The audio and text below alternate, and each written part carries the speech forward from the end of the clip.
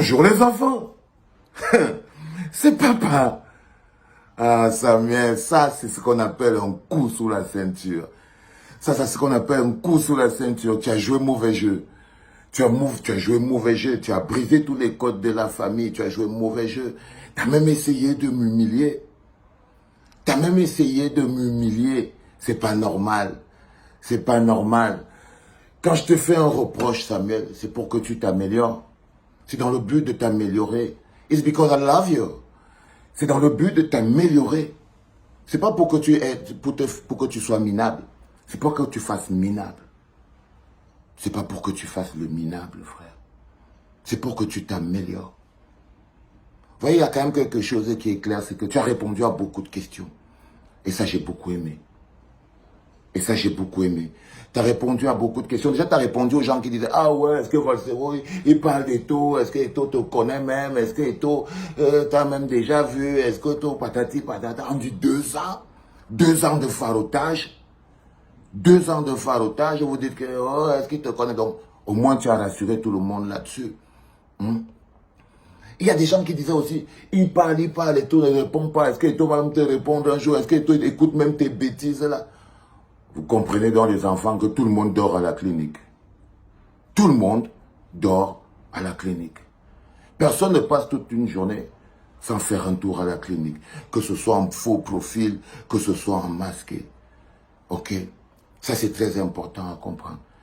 Mais on ne parle pas quand même de 5 francs, hein, les gars. Soyez sérieux. Soyez intéressants parce que l'information est importante. On parle de 78 600 000 francs, les enfants. Hey! On n'est pas en train de parler de 5 francs, hein? Vous, les gens qui parlent tous les 2 à 5, là, on n'est pas en train de parler de 5 francs. On est en train de parler du bon argent et du vrai argent. 78 600 000 francs, les enfants. Et le journaliste ne lui demande pas que Mola, tu donnais l'argent là au Mola, là, pourquoi?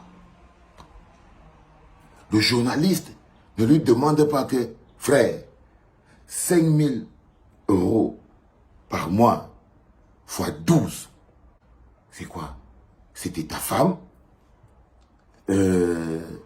C'était ton ami? C'était qui? C'était quoi pour toi? Tu voulais le vendre aux femmes là? Je ne sais pas.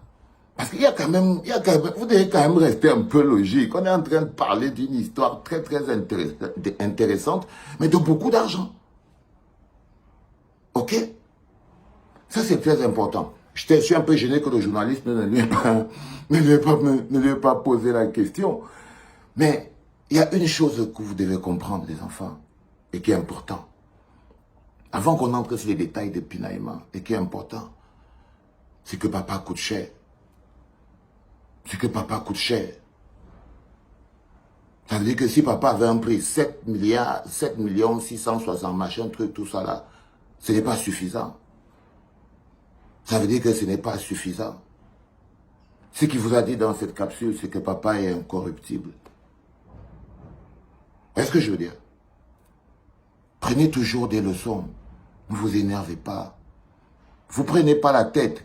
On dit que quand le changement est inéluctable, même les actes de conservation les plus durs deviennent des actes de changement. Ce qu'il vient de faire Samuel, en essayant de m'humilier, vous voyez, c'est qu'il a fait un acte de conservation. Mais pour moi, c'est un acte de changement. Parce que c'est un acte de vérité qui permet de mettre certaines vérités sur la table.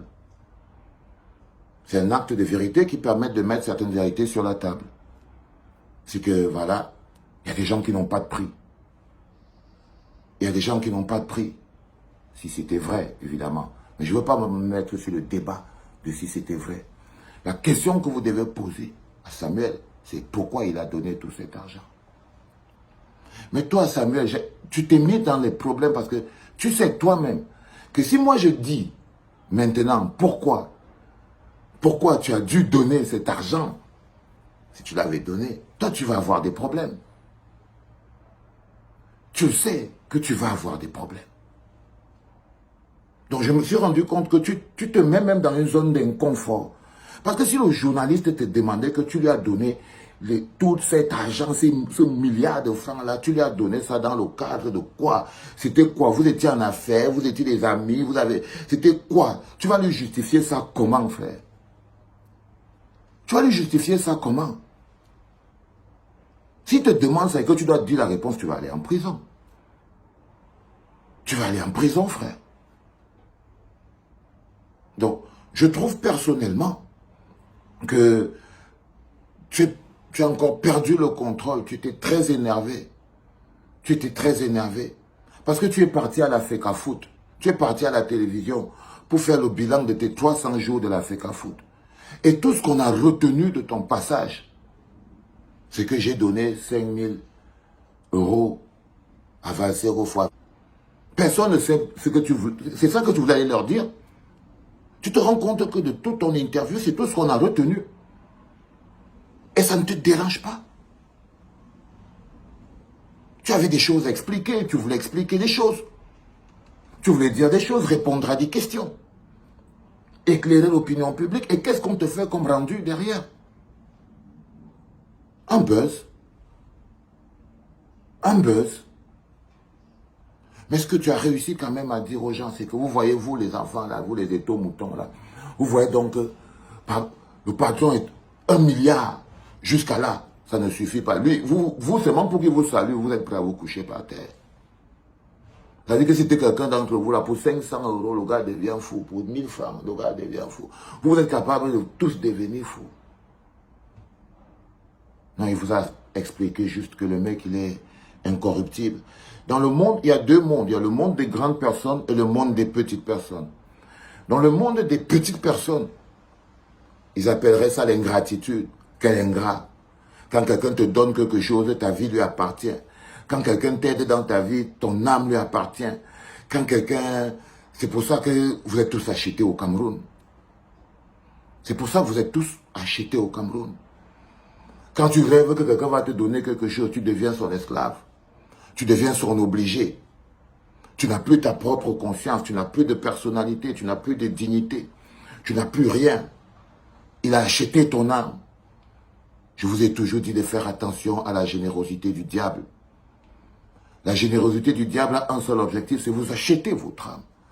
Vous achetez votre liberté de penser. Et quand le diable se rend compte qu'il n'a pas réussi à acheter votre âme, il s'énerve. Parce que votre âme coûte moins cher. C'est pour ça qu'il achète. C'est parce que votre âme coûte moins cher. C'est pour ça qu'il achète. Dans le monde des petites personnes, vous appellerez ça l'ingratitude. Dans le monde des grandes personnes, on appelle ça la rectitude, être incorruptible, avoir des valeurs, être droit. S'il avait dit que Valsero était venu chez moi, il est entré, il a volé mes chaussures, il est parti avec, j'aurais compris. Il a volé mon argent, j'aurais compris. Que bon, voilà, j'étais parti chez lui. Ou alors Valsero, il venait mendier. Parce qu'il faut bien lui demander pourquoi. Hein. Ou bien Valsero venait mendier l'argent chez moi et je lui donnais. Ça aussi, il faut clarifier. Il faut quand même clarifier. Est-ce que c'est moi qui partais de chez moi pour partir lui donner de l'argent? Ou c'est lui qui venait vers moi pour me donner de l'argent? Il faut essayer de comprendre les choses comme elles sont, les enfants. Ok? Parce que moi, mon amitié coûte cher. Parce que mon amitié coûte cher. C'est très important à comprendre. Et quand j'ai dit aux gens, je l'avais dit à Martin Camusmier, je suis ton ami, frère. Je suis ton ami. Je ne suis pas ton complice. Je l'ai dit à Samuel, je ne sais même pas le nombre de fois dans ma vie que je suis ton ami, mais je ne suis pas ton complice. Vous voyez ce que je veux dire? Mais vous-même, aussi quand vous vous réveillez le matin, vous imaginez que quelqu'un peut faire vivre l'autre pendant 2 ans? Franchement. Mais vous avez tellement envie de croire ça pour vous parce que c'est ça le plus important. Vous avez, si moi j'ouvre mon ventre là, l'autre là il part en prison. Donc, j'arrive même pas à comprendre votre délire. Mais c'est mon pote. Et je le protégerai toujours. Et je le protégerai toujours parce que je crois que là il est... Voilà, c'est compliqué. C'est dur. Là, il vient de finir une émission Moi, je ne sais même plus s'il a répondu à toutes les questions, si on va aller au Qatar avec Coq Sportif ou pas, si les primes sont préparées, si tout est clair. Moi, je ne sais pas. Je ne sais pas, les gars. Je ne sais pas, mais le plus compliqué, c'est que c'est ça qui est resté dans vos esprits. Mais parce que vous ne voulez pas vous poser des questions. Vous ne voulez pas vous poser des questions. Parce que moi, je vais te dire un autre truc, Sam. C'est que tu as manqué de classe. Quand je te dis toujours que tu es une petite personne, moi, je ne fais pas le commérage. Parce que ce que tu as fait là, ça s'appelle le Congossa, le commérage. Frère, je te jure, ce que tu as fait là, on appelle ça le commérage, le rampampam, le tchotchori. Pour que moi je vienne demain, je dis, oh non, jamais, il n'a jamais fait ça. Tu as fait le commérage, frère. Tu es un commère. Tu es un commère, tu es un minable petit commère. Et c'est pas normal. Pour la grandeur du président de l'Africa Foot, la grandeur de l'icône de la star que tu es, tu essayes de dire aux gens que tu as mis un prix sur la table, croyant avoir acheté mon âme. Les étos-moutons, ils appellent ça l'ingratitude. Non, c'est pas de l'ingratitude, frère. C'est pas de l'ingratitude. Pas du tout. Il y a forcément quelqu'un, et c'est dommage que, tu vois, Benjamin t'ait laissé dire ça.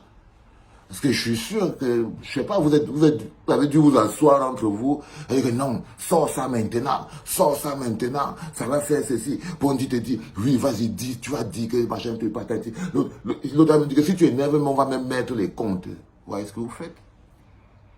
Vous croyez que vous lui rendez service? Non, non, non. Mais c'est à moi de le protéger. C'est à moi de te protéger, frère. Parce que là, tu cours. Tu cours, tu n'arrêtes pas de courir. Tu vois, au point de dire un peu du n'importe quoi à 2 ans, frère. Tu t'imagines la quantité d'argent que tu viens de dire comme ça, là. C'est un peu comme si tu pouvais dire que tu m'avais donné un avion alors que les gens, ils me voient toujours marcher à pied. On parle du milliard, là. J'aurais même déjà fait des immeubles au Cameroun avec ça. C'est au sérieux, les gars. Et on peut même chercher ça à quelle époque même. Parce que c'est aussi important aussi quand même. Le journaliste, il est quand même un journaliste à 2 balles. C'est-à-dire qu'on devait quand même lui demander, hé frère, tu lui as donné les milliards là, c'était quand?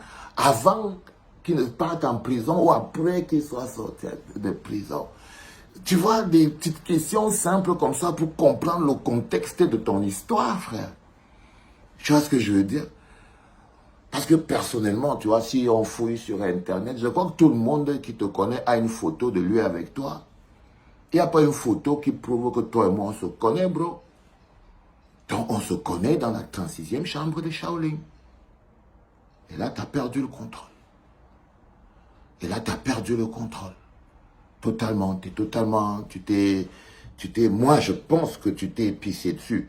Les étos-moutons pensaient que tu as prouvé que tu es généreux et que moi, je suis ingrat. Tout ça. Mais non, frère. Je suis désolé, tu as été minable. Tu n'as pas été grand du tout. C'est un peu gênant parce que quand je te fais des critiques, c'est pour que tu grandisses. C'est pas pour que tu te fasses minable.